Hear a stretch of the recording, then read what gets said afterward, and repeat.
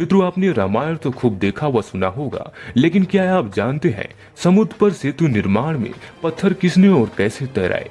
मुनिंद्र ऋषि कौन थे तथा हनुमान जी को क्या रहस्य बताया? यह बहुत ही महत्वपूर्ण प्रश्न है जिसका समाधान आज तक किसी ने भी नहीं किया। बजरंगबली के उपासकों को एक भ्रम है कि जब लंका में प्रवेश हेतु समुद्र पर पत्थर की शिलाओं से पुल बनाया गया था, उन पत्थरों पर हनुमान जी ने राम लिख दिया था, जिसकी वजह से पत्थर तैरने लगे। यह जानकारी बिल्कुल गलत है। आइए जानते हैं समुद्र पर सेतु निर्माण में पत्थर किसने और कैसे तैराए।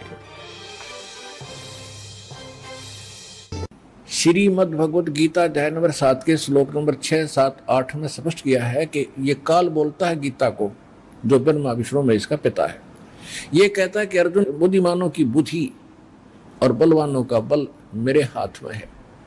जब चाहे स्विच ऑन कर दूं इनकी बुद्धि का, और जब चाहे ऑफ कर दूं। जैसे महाभारत के अंदर अर्जुन को ताकत दे दी और लाखों लोगों का नाश कर दिया उस काल से प्राप्त शक्ति से, और फिर वही अर्जुन जब श्री कृष्ण जी का निधन हो गया था, हत्या हो गई थी और सारे यादव आपस में लड़ मरे थे, उनकी पत्नियों को लेकर आ रहा था। रास्ते में जंगली लोगों ने, भीलों ने अर्जुन को पीटा, लूटा, और वही धनुष जिसे महाभारत का युद्ध जीता था वो साथ लिए रहता था उसको, और उस दिन उसके हाथ नहीं उठे, खड़ा खड़ा कांपे वो।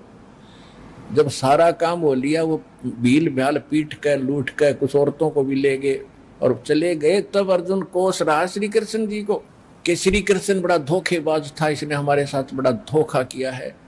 पहले तो मुझे शक्ति दे दी और ना जाने कितने जीवों का नाश करा मैंने, और आज मैं खड़ा खड़ा पिट रहा हूँ, वही अर्जुन हूँ और वही गांडीव धनुष है मेरे पास। आज ये मेरे से प्रतिज्ञा भी नहीं चढ़ाई जा रही इसकी। तो परमात्मा ने बताया कि ना श्री कृष्ण धोखेबाज था, ये सारे इस काल के अधीन हैं, इसके रिमोट से चलते हैं। तो उसी ने, काल ने जब विनाश करना था महाभारत का, तो अर्जुन को ताकत दे दी और फिर वापस ले ली, उसने अपना काम करा दिया जो करना था नाश। अब अर्जुन कितना पिट्टो। इसी प्रकार ये कहता है बुद्धिमानों की बुद्धि मेरे पास है। अब जब श्री रामचंद्र जी की खुद पत्नी गुम थी, उसका तो पता नहीं उसने कौन उठा ले गया, ढूंढते फिर जैसे गायें गुम हो जाया करे। हर वह पार्वती पहचान दी, तू तो पार्वती है, सीता नहीं है। तो वहां उसकी ऑन कर दी और फिर ऑफ कर दी, खा धक्के। अब क्या होता है, अब हनुमान जी ने छलांग लगाई। एक सिद्धि है जो आकाश में उड़ जाने की प्राप्त हो जाती है। आकाश मार्ग से जाके वो लंका में प्रवेश हुआ हनुमान जी। उनको कुछ आभास हो गया था, किसी जटायु नाम के एक पक्षी ने बता दिया था कि लंका का राजा रावण उठा कर ले गया, इसलिए वहां जाने की और किसी में हिम्मत नहीं थी। सूरवीर बलवान थे। हनुमान जी ने कहा कि मैं जाऊंगा तो कुछ ऐसी निशानी दो मुझे, ताकि मुझे पहचान सके कि मैं ऐरा गहरा व्यक्ति नहीं हूं, मुझ पर विश्वास करे माता। तो कहते हैं रामचंद्र जी ने अपनी छाप दे दी, अंगूठी निकाल के, उस पर नाम लिखा था उनका, और उसको सीता खूब पहचानती थी।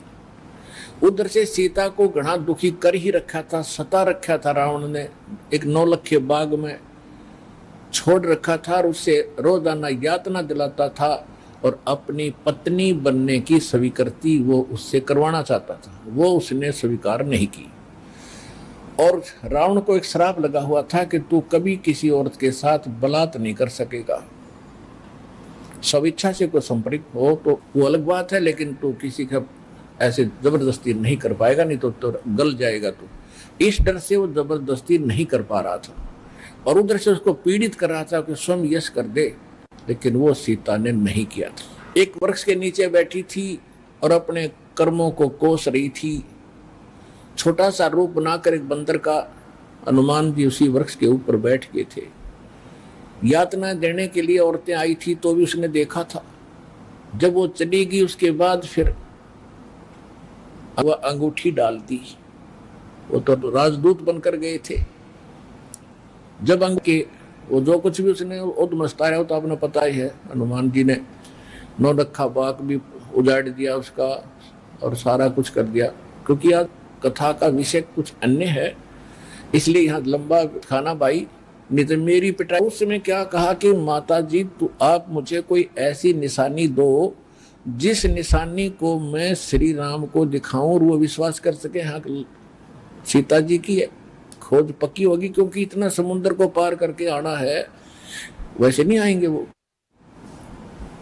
तो सीता ने अपना एक कंगन निकाल के दे दिया, कंगन हाथ में जो पैर रखा था सोने का, और कहा भाई इस चूड़ी को दिखा देना, वो खूब समझ जाएगी। अब वो कंगन लेकर हनुमान जी ने फिर छलांग लगाई।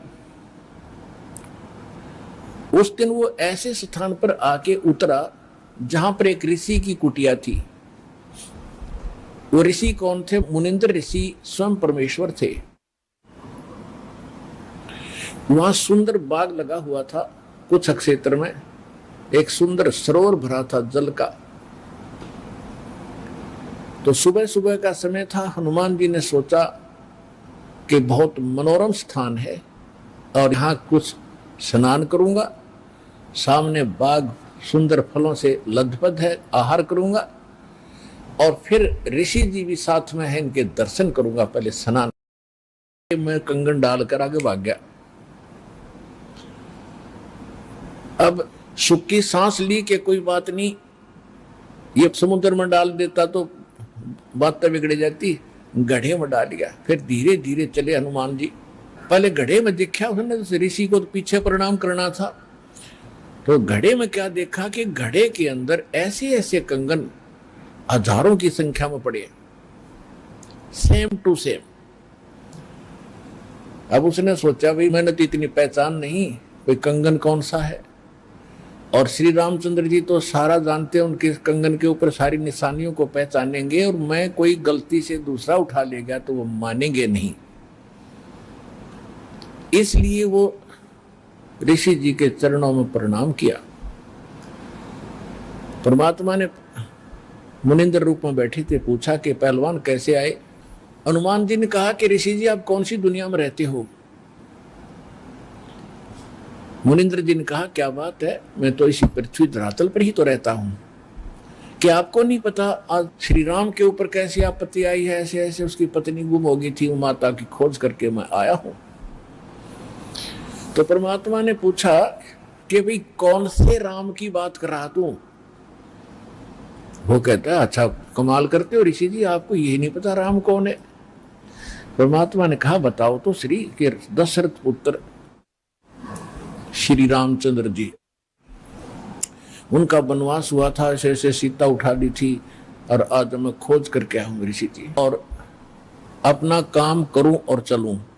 कहने लगे ऋषि जी और बात छोड़ो आप, कि मेरे सामने एक समस्या आ गई है कि ऐसे ऐसे मैं कंगन लाया था माता के हाथ का, और वो कंगन मैं स्नान कर रहा था, बंदर ने उठा के आपके घड़े में डाल दिया। तो परमात्मा बोले ले जा कंगन भाई, जा फिर अपना कर काम, जाओ हनुमान जी ले जाओ कंगन, निकाल ले जाओ, करो जो तूने करना। कहने लगे जी समस्या ये है कि इसमें और भी बहुत से कंगन पड़े हैं और इन कंगनों में पहचान नहीं कर पा रहा हूं मैं, मेरा वो भगवान सीता जी वाला कौन सा है। परमात्मा बोले रे भले आदमी तू लाने वाला और तुझे पता नहीं तो मैं क्या बताऊं, फिर खोज ले कौन सा है तेरा। तो चिंतित हो गया कि भगवान दया करो। परमात्मा बोले कि जौन सा चाहे वो उठा ले जा और सेम टू सेम पाओगे, इसमें कोई दिक्कत नहीं। कैसे कैसे फिर ये कंगन आए कहां से आपके पास, कि अब सुन मैं कथा सुनाऊंगा तेरे को। जैसे ये रामचंद्र जो आत्मा है ये विष्णु जी की आत्मा है, प्रत्येक त्रेता युग में ये ऐसा ही होता है, और मैं यहीं बैठा हूं जब का, मेरी तो बहुत युगों की आयु है, मैं यहां बैठा हूं। पहले इन बातों पर किसी को अविश्वास नहीं होता था। तो हनुमान जी से बताया कि तेरे जैसी आत्मा हनुमान ना जाने कितने बन करा लिए और कितने ये ऐसे कंगन ले लेकर आए हैं, इसी प्रकार वो बंदर उठा के इसमें डालता रहा है। तो हनुमान जी ने पूछा कि हे ऋषिवर, मान लिया आपकी बात, जो कंगन लेकर हनुमान आता होगा तो वो कंगन तो लेकर भी जाता होगा, कहाँ लेकर जाता है? इस घड़े में मेरी आशीर्वाद से ऐसी पावर है कि डुप्लीकेट कॉपी तुरंत बना देता, एज इट इज, 1 के 2 कर देता है। और नहीं विश्वास है तो ले ये कटोरा उठा के कोई दिया, ले इसमें डाल के देख ले। हनुमान जी ने कटोरी उठा कर उसमें डाली, तुरंत 2 होगी, 1 जैसी। अब वो दोनों को देख रहा कि सचमुच ठीक है। तब हनुमान जी को कुछ विश्वास हुआ कि संत नहीं, ये कोई और ही महापुरुष हैं, बड़े सिद्धि युक्त हैं और सारी कथा को सही जानने वाले हैं। लेकिन कहा महाराज मैं आपकी बात से सहमत हूं, होगा कोई और भगवान, पर अब मुझे समय नहीं आपकी सारी बात सुनने का, क्योंकि मैं परमार्थ के काम में लगा हूं। परमात्मा बोले भाई ठीक है, ले जाए, कोई कंगन निकाल ले जाए बेटा, सारे एक जैसे मिलेंगे। वो उठाकर ले गए कंगन को, लेकिन हनुमान जी को फिर भी विश्वास नहीं हो रहा था। जब श्री रामचंद्र जी को दिखा दिया और रामचंद्र जी ने ओके कर दिया, जब हनुमान जी को संतोष हुआ कि 3100 की 100 सच बात हो, वो उधर से वो ऋषि की घटना भी नहीं भूल पा रहा था, उधर से फिर युद्ध भी शुरू होना था। कहने का भाव ये है, बात फाइनल होगी कि सीता वहां है, सारे लक्षण बता दिए, और वो कंगन को देखकर रामचंद्र जी को विश्वास हुआ। अब समस्या आई कि उसके ऊपर पुल बनाएंगे समुद्र पर। वो कथा आपको सुना दी कि 3 दिन तक स्वयं रामचंद्र जी घुटनों पानी में खड़ा होकर के याचना करता रहा। तीसरे दिन जब उसने कहा लक्ष्मण से कि बरा अग्नि बांध दे, ये लातों के भूत बातों से नहीं मानते, इसको फूंकता हूं। 3 दिन हाथ जोड़ता रहा कि हे सागर राज मुझे रास्ता दे दो, ये मान नहीं रहा। तब विपर रूप धारण करके समुद्र आया। उसने कहा कि भगवान ऐसा ना करो, इसमें ना जाने कितने जीव जंतु हैं, सब नष्ट हो जाएंगे, आपको पाप लगेगा। और ये जल सारा समाप्त हो गया तो ये गड्ढा बन जाएगा, हजारों किलोमीटर गहरा, आप फिर भी नहीं जा सकते। कि हे रामचंद्र जी ऐसा काम करो, सर्प भी मर जाए लाठी ना टूटे। तो वो कारण जानना चाहा तो समुद्र ने बताया कि आपकी सेना में ये नल नील नाम के 2 ऐसे भक्त हैं जिनको इनके गुरुदेव का आशीर्वाद है कि इनके हाथों से पत्थर भी तैर जाते मेरे ऊपर, और कोई चीज यहाँ पर फ्लोट नहीं कर सकेगी। अपने आत्माओं यहाँ मान बढ़ाई खत्म करती है। और जितने भी वहां आसपास ऋषि महर्षि भगत लोग थे, वो विष्णु पुजारी होते ही थे उस टाइम। तो सब ने पता चला कि विष्णु के अवतार श्री राम आए हैं, श्री राम की पत्नी उठा ली गई है, पता चल गया है वो रावण के यहाँ है, उसके ऊपर चढ़ाई करेंगे, लड़ाई करेंगे। वो मान नहीं रहा। तो नल और नील ये भगत सारे पहुंच गए सेना में, क्योंकि भगत तो हेल्प करें, दुखी ऐसा है कि, तो वो भी सेना में खड़ा पाया आगे दोनों। तो उनको बुलाया गया। रामचंद्र जी ने कहा भी नल नील कौन है, वो आगे आए। अब पुण्यात्माओं यहाँ मार खाता है इंसान, और परमात्मा इस प्रकार की जो हम गलतियां करते हैं, अपना भक्ति नाश करते हैं, उसके लिए सतर्क करते हैं। यहाँ पर क्या किया, नल और नील के मन में अभिमान आ गया, अहंकार आ गया कि आज हनुमान भी फेल, रामचंद्र भी फेल, क्योंकि पत्थर नहीं तर रहे, समुद्र पर पुल नहीं बन रहा। हमारे पास ऐसी शक्ति है कि पत्थर रखेंगे तैर जाएंगे, आज हमारी वाह वाह हो जाएगी। अंगद भी फेल, सुग्रीव भी फेल, जामवान भी फेल, ये फेल का चक्कर मारा जीव ने। तो उस दिन वो आए, ना मालिक याद किया। रामचंद्र जी ने पूछा कि तुम्हारे पास कोई ऐसी शक्ति है पत्थर तैर जाते? हाँ जी है, कि ट्राई करके दिखाओ। उठाया, पत्थर रखा, क्यों अभिमान था कि कर देंगे काम, वो डूब गया। दूसरा फिर रखा, वो भी डूब गया। तीसरा फिर रखा, वो भी डूब गया। अब रामचंद्र जी समुद्र की तरफ देख रहे हैं, विपर रूप में खड़े थे, ब्राह्मण रूप में, और ये कहना चाह रहे हो कि तू झूठ बोलता था, इनके पास कोई पावर नहीं। तभी समुद्र ने कहा, विपर रूप में खड़े समुद्र ने, क्योंकि ये देवता होते हैं, ये जल जो है ये देवता नहीं है, जल का कंट्रोलर एक देवता है, उसको वरुण कहते हैं। वो आकर खड़ा हो गया, तो वो कह रहा था कि हे नल नील, आज आपने गलती की भाई, आज तुमने अपना गुरु तो याद किए ही नहीं, तुमने तो नाश कर दिया बात का, करो याद उस मालिक को। तब उनको भी याद आया कि हाँ वो गलती बन गई आज तक। तो यहाँ परमात्मा बताते, रख यत्न बनाए, ठेस लगे तो छन हुए तेरी, ऐसे भक्ति नसावे। जैसे किसी बहन बेटी को गर्भ रहा हो तो उसकी कितनी केयर टेक करती है वह उस लाल को सफल करने के लिए कि मेरा गर्भ पूरा हो और बच्चे का मुंह देखूं मैं। तो वो कैसे चिंतित रहती है, चलते समय भी कहीं ऊंचे नीचे पर पैर ना रखा जा, भगवान मेरा बालक गर्भ खराब ना हो जा। रात को सोती है, करवट लेती है, तब भी एकदम उठ के उधड़क जाती है कहीं बच्चे पर दाब ना आ गई हो, मेरा गर्भ ना खराब हो जाए। तो कहते हैं जैसे माता गर्भ को और रखे यतन बनाए और ठेस लगे तो छन हो जाता है, तेरी ऐसे भक्ति नसावे। तो इस भक्ति रूपी गर्भ जो आज आपकी आत्मा में परमात्मा के सच्चे शब्द से पल रहा है, इसको इतना संयम से, इतना देखभाल से, यानी सावधानी से इसको परिपक्व करना पड़ेगा। जैसे माता गर्भ को रख है यतन बना और ठेस लगे तो छन हो, तेरी ऐसे भक्ति नसावे। तो छोटी मोटी हम गलती कर देते हैं लापरवाही में, क्योंकि हमने इस लाल की कीमत का नहीं पता, जो आज हमारी आत्मा में सत भक्ति रूपी जो मालिक का मंत्र से गर्भ रह रहा है, यानी आत्मा प्रफुल्लित हो रही है, जो भक्ति रूपी जो लाल हमारे अंदर बन रहा है, इसको ऐसे संभाल के रखना है, ना अभिमान करना है, कोई मर्यादा भंग नहीं करनी है, नहीं तो फिर नुकसान हो जाएगा, आपकी भक्ति नष्ट हो जाएगी।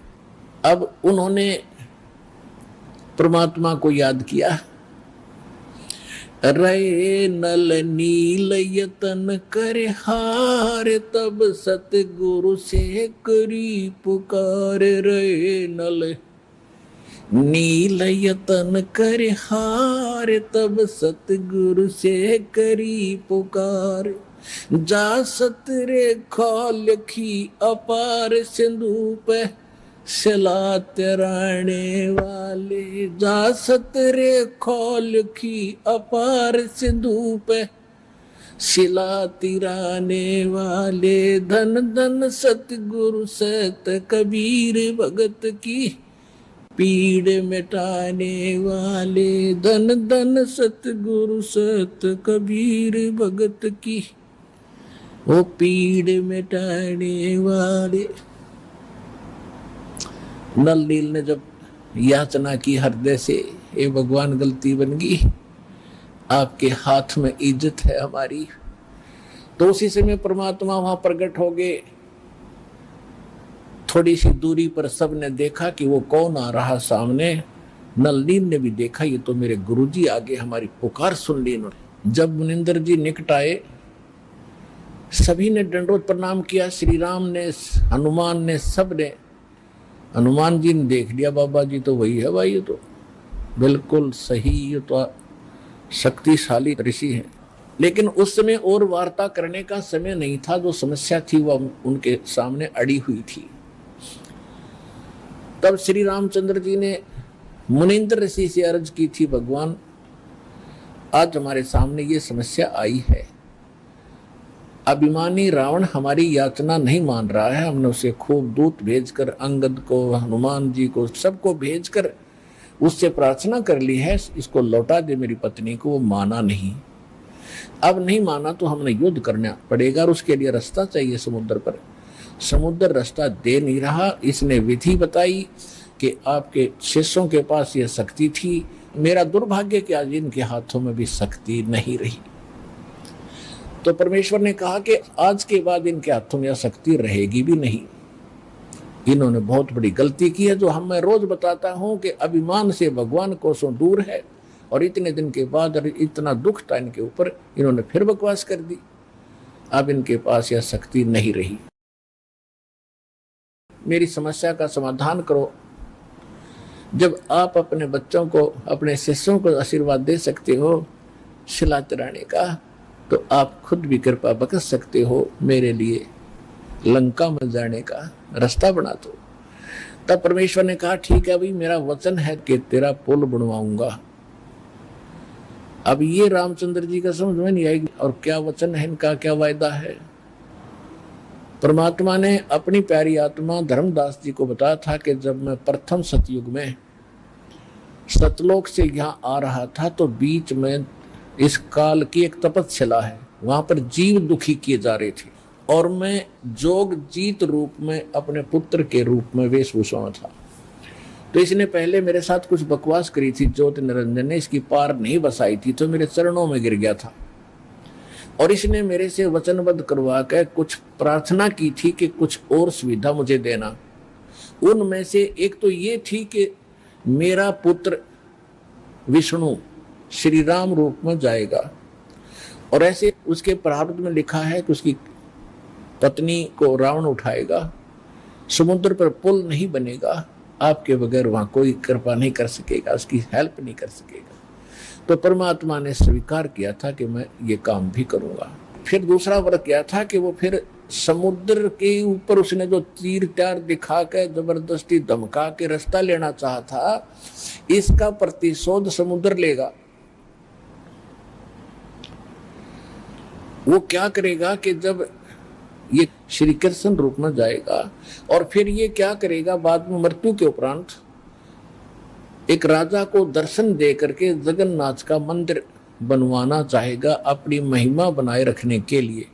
तो उस पुरी के स्थान पर जो जगन्नाथ मंदिर बनवाओगा, उसको समुद्र इस प्रतिशोध में नहीं बनने देगा कि इसने मेरी बेइज्जती की थी तीर दिखा के राम रूप में, इसका प्रतिशोध लेगा, वो मंदिर ने बनने नहीं देगा, बार बार तोड़ेगा। आप उसका मंदिर बनवाना, क्योंकि बच्चे हट कर लेते हैं तो वो मानते नहीं है, तो इसलिए वो कह रहा था जी आप दया करिए, वो मानेगा नहीं। तब परमेश्वर ने कहा था तथास्तु। और भी कई चीजें कही थी कि दूसरा ये मांगा था कि 3 युगों में जीव थोड़े पार करना, क्योंकि परमात्मा ने कहा था कि मैं कलयुग या तेरे नीचे के लोकों में जाऊंगा, और तूने सबको मिसगाइड कर रखा है, सच्चा भगवान सच्चा ज्ञान छुपा रखा है, मैं सच्चाई बताऊंगा और सबको ज्ञान दूंगा, ऐसी भक्ति और नाम दूंगा, सभी तेरे लोक से पार होकर सतलोक जाएंगे।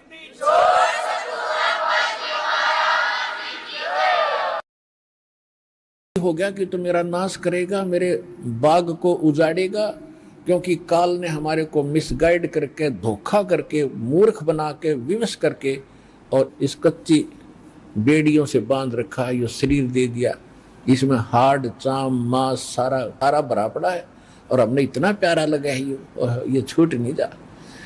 परमात्मा कहते इतना बढ़िया शरीर दूंगा, वहां जाकर ना नाड़ी होगी, ना नस होगी, ना कोई बीमारी, ना हारी, ना कोई बीपी हाई, ना लो होगा। तो वो हमने पता ही नहीं था कोई ऐसा भी स्थान है जहाँ ऐसा सुख है।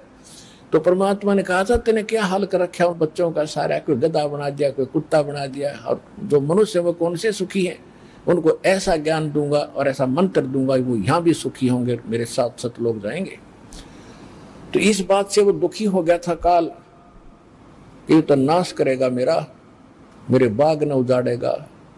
भगवान का पता लग गया, सच्चे स्थान का पता लग गया, तो यहाँ कौन रहेगा। तो तब उसने चरणों में गिर के रा करके कबीर भगवान से याचना की थी कि 3 युगों में जीव थोड़े ले जाना, और चौथे युग में आप कितने ले जाना।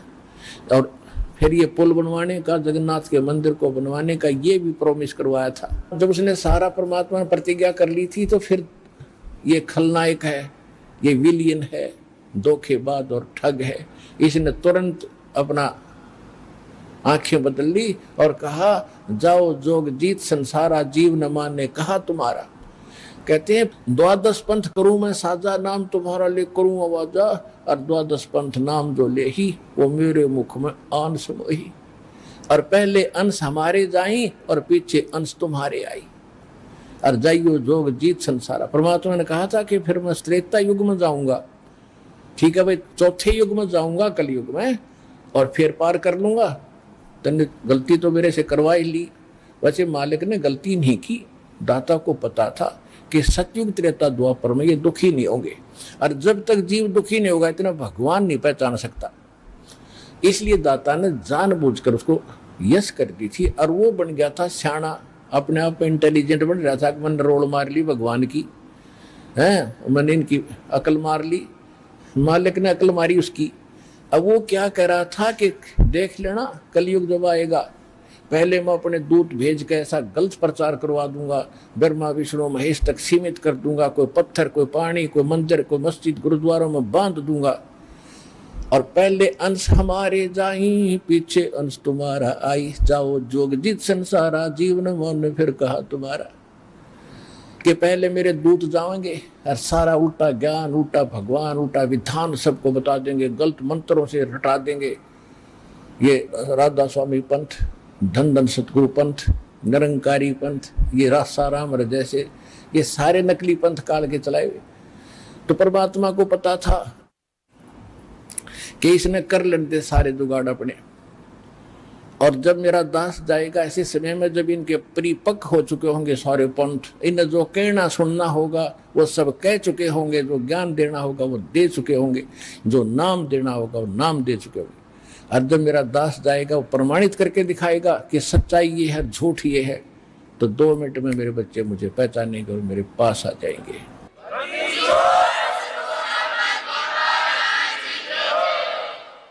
परमेश्वर ने कहा था कि चौथा युग जब कलयुग आई तब हम अपना अंश पठाई, और घर घर देखो बोध विचारा, और सत्य नाम सब ठोर उचारा। तो इस प्रकार परमात्मा ने जो बताया था कि चौथा युग जब आएगा और कलयुग बीतते 5500 पाचा, जब ये वचन मेरा होगा साचा। कलयुग बीत जावे जब एता, सकल सृष्टि सभी प्राणी परम पुरुष पद चेता। कि जब वो कलयुग 5500 वर्ष बीत जाएंगे तब ये मेरी बात सच्ची होगी कि घर घर में सतनाम का जाप होगा, घर घर में मेरे ज्ञान की चर्चा होगी। लेकिन ये उस समय सच्चा होगा जब कलयुग 5505 बीत जाएगा, और उस समय सभी को पता होगा कि एक परम पद है। कौन सा? गीता अध्याय नंबर 18 के श्लोक नंबर 62 में, जिसके विषय में कहा कि अर्जुन तू सर्वभाव से परमेश्वर की शरण में जा, उसकी कृपा से ही तू परम शांति को और सनातन परम धाम को, शाश्वत स्थान को प्राप्त होगा। गीता अध्याय नंबर 15 के श्लोक नंबर 4 में कहा कि तत्वदर्शी संत की प्राप्ति के उपरांत उस तत्व ज्ञान से इस अज्ञान को काटकर उसके पश्चात परमेश्वर के उस परम पद की खोज करनी चाहिए, जहां जाने के बाद साधक कभी लौटकर संसार में नहीं आते।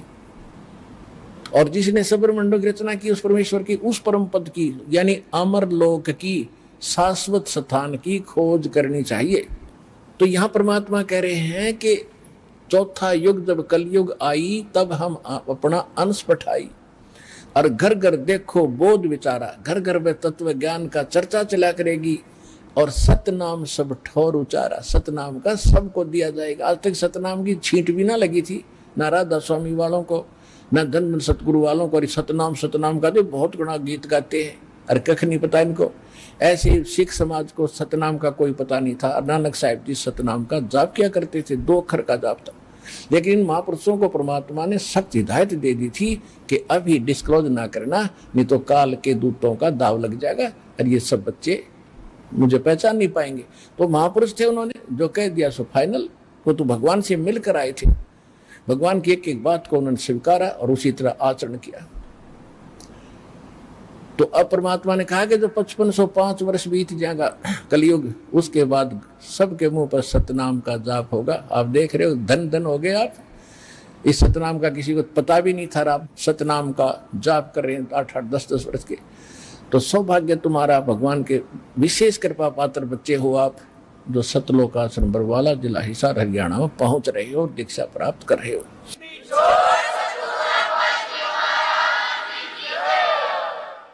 अब प्रसंग आया है कि परमेश्वर ने कहा था कि मैंने तेरे बाप से वचन कर रखा है, इसलिए मैंने आना पड़ा और ये पुल बनवाऊंगा मैं। अब रामचंद्र के बात समझ नहीं आ, मेरे पिता से कैसे वचन हुए होंगे। सोचा कभी बात होगी इनकी, पिताजी के पास साधु संत आते ही रहे थे। तो परमेश्वर एक सोटी ले रहे थे हाथ में, डंडा, और परमात्मा ने कहा कि आ जाओ मेरे साथ साथ। इस पहाड़ के चारों तरफ एक चक्कर लगाता हूं, निशान लगा दी, रेखा कि एक बहुत बड़ा पहाड़ था, उसके चारों तरफ पे एक लाइन खींचा है, रेखा, परमात्मा एक रेखा खींच दी डंडी से कि इसके बीच बीच के पत्थर मैंने हल्के कर दिए, फ्लोटिंग कर दिए, और इनको उठाओ और फोड़ो, तराशो और पुल बनाओ। नल और नील को फिर भी सेवा दे दी कि ये राज मिस्त्री रहे हैं और इनको पत्थर तराश के सेट करना आता, इसकी मदद लेना, और नल नील सहायता करना इस परोपकार में। तो नल नील ने वो राज का काम कराया था उनमें, उनको तराश तरूश के एक दूसरे में फंसा दिया ताकि वो अड़े रहे। लेकिन आशीर्वाद कबीर भगवान मुनिंद्र जी का था, जिससे वो पत्थर तरे थे और लंका पर चढ़ाई करने के लिए समुद्र पर पुल बना था। धन धन सत्य गुरु सत कबीर भगत की, पीड़ मिटाने वाले। धन धन सत्य गुरु सत कबीर भगत की, पीड़ मिटाने वाले भक्त की, पीड़ मिटाने वाले भक्त की, पीड़ मिटाने वाले। धन धन सतगुरु सत कबीर भगत की, पीड़ मिटाने वाले। रहे नल नील यतन कर हार, तब सतगुरु से करी पुकार। रहे नल नील यतन कर हार, तब सतगुरु से करी पुकार। जा सत रेखा लिखी अपार सिंधु पे, शिला तिराने वाले। जा सत रेखा लिखी अपार सिंधु पे, शिला तिराने वाले। धन धन सतगुरु सत कबीर भगत की, पीर मिटाने वाले। डसी सर्प ने जब जा पुकारी, इंद्रमती अकुलाए। डसी सर्प ने जब जा पुकारी, इंद्रमती अकुलाए। आपने तुरंत करी सहाय, बेरूली मंत्र सुनाने वाले। आपने तुरंत करी सहाय, बेरूली मंत्र सुनाने वाले। धन धन सतगुरु सत कबीर भगत की, पीड़ मिटाने वाले।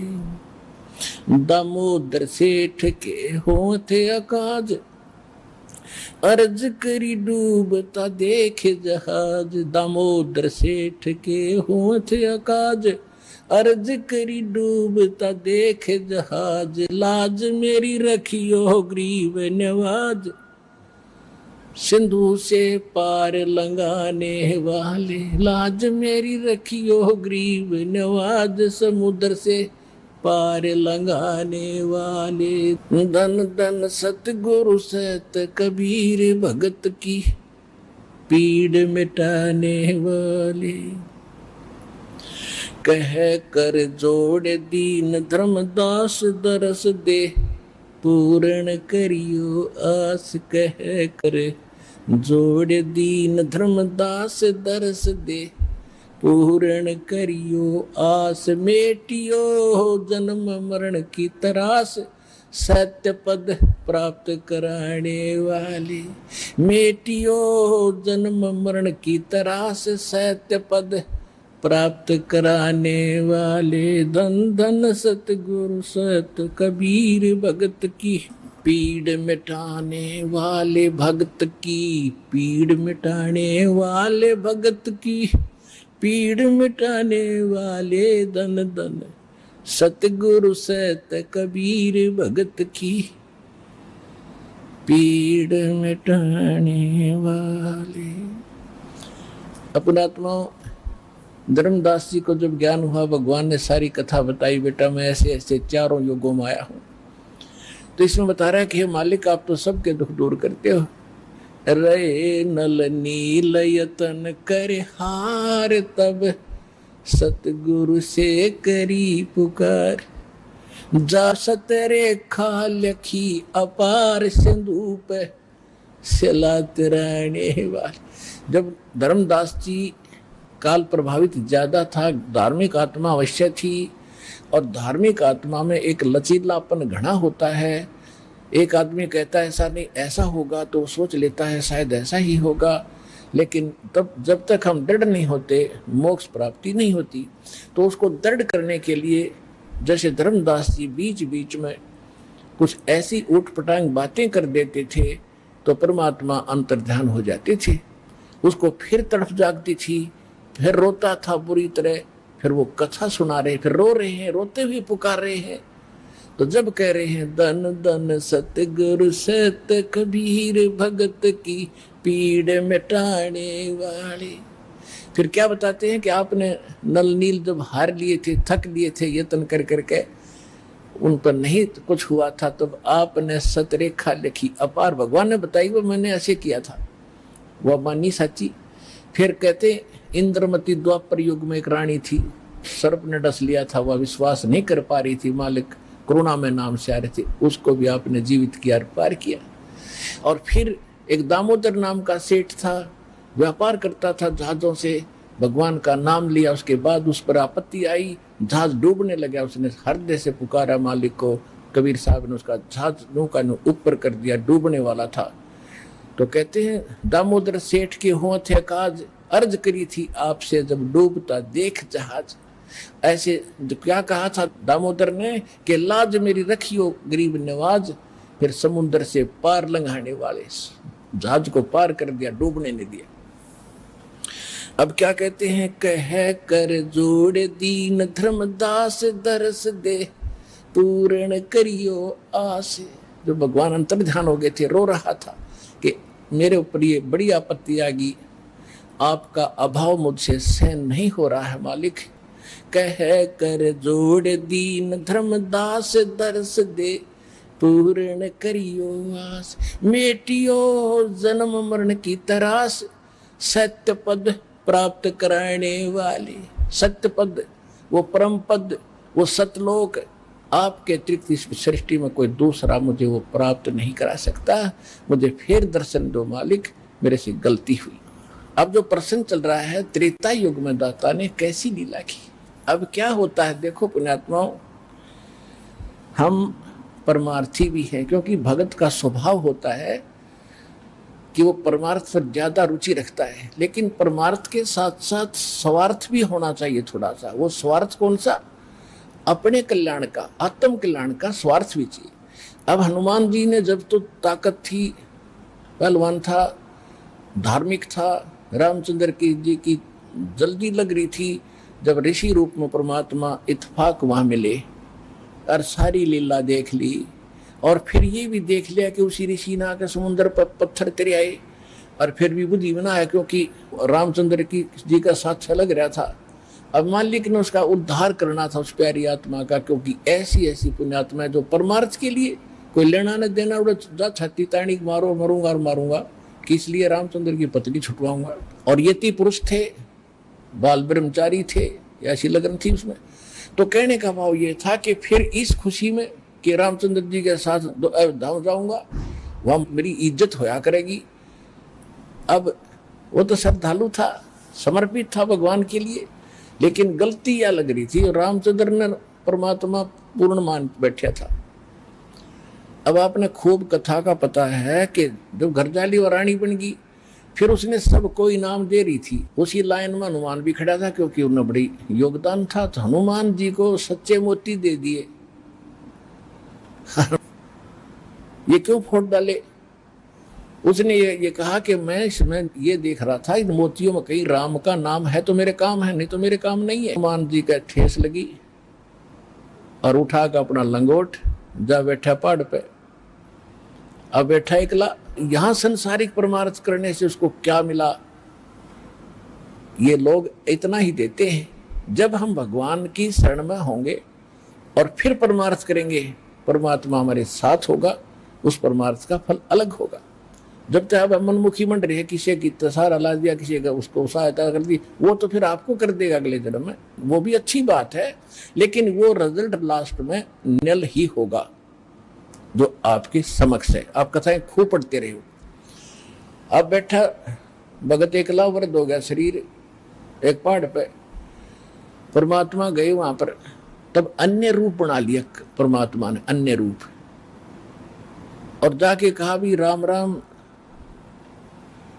अंजनी के पवन पुत्र राम राम, राम राम महाराज जी आ जाओ, बैठो।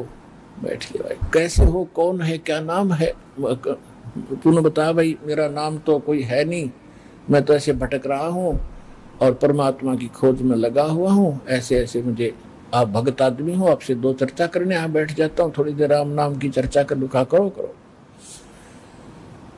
कल तक हनुमान जी ने गुण गाए कि 3 लोग के भगवान आ रहे, दशरथ के पुत्र घर में रामचंद्र नाम उनका। परमात्मा बोले फिर भगवान ने आप क्यों छोड़ा है, वैसा बढ़िया राम था तेरा, तो भगवान के लिए तो भटक रहा है, भगवान ने छोड़ा अयोध्या में, तो बैठा पहाड़ पे, फिर यह कौन सी समझदारी तेरी। अब हनुमान जी ने सोचा भाई बात तो बाबा जी ने काटेगी कही, कहने लगा भाई जिसको भगवान मान बैठे राम नहीं है, ये तो नाम रामचंद्र है इसका, राम तो कोई और है जो सुप्रीम पावर है, उसका भेद मेरे पास है, इस राम तो पता नहीं कितने मर लिए। तब उसने कहा कि ये बात एक बाबा जी और क्या था मुझे ऋषि जी वहां पर, तब परमात्मा ने वो रूप बनाया कि भाई मैं हूं वही, तेरे लिए भटक रहा हूं प्यारी आत्मा। चरणों में शीश रख दिया हनुमान जी ने कि महाराज जी मुझे ज्ञान बता दो। परमात्मा बोले अब थक लिया तू संसार से, देख लिया तेने क्या उपकार किया, तुझे क्या मिला वहां से, और उनको क्या मिलेगा वो फिर बता दूंगा, अब तेरे जचे को नहीं, वो क्यों उसका जूते लाग लिए वहां से। तुमने बोला महाराज वो सच्चा ज्ञान बताओ, मैं सारी सुनूंगा। सारा ज्ञान बताया कि मैं सीधानु का भगवान हूं, तो नहीं जचा कि मैं उस परमात्मा का संदेश लेकर आता हूं, 4 युगों में आता हूं। सारी कहानी सुनकर कति सच्ची मान ली, और फिर कहा कि जब आंखें देखूं कि अभी आप वहां से आते जाते हो तो तब कुछ यकीन हो। तो परमात्मा वहां से उड़े आकाश में और उसको दिव्य दृष्टि दे दी हनुमान जी ना, तो 1 किलोमीटर पाछे कुछ दिखा को नहीं। हनुमान जी देख रहे यहाँ से बैठे, वो ज्वालिए सारे लोग दिखे, रामकृष्ण नर के नीचे रह गए और वो पहुंच गए सतलोक में, वहां तक देख रहा है। फिर कहा कि महाराज वापस आ जाओ, मेरा पूरा विश्वास हो गया। तब वापस आ गए। तब हनुमान जी ने नाम लिया उस परम पिता से, तब उस आत्मा का कल्याण हुआ। पुण्यात्माओं ये है सत्यनारायण कथा।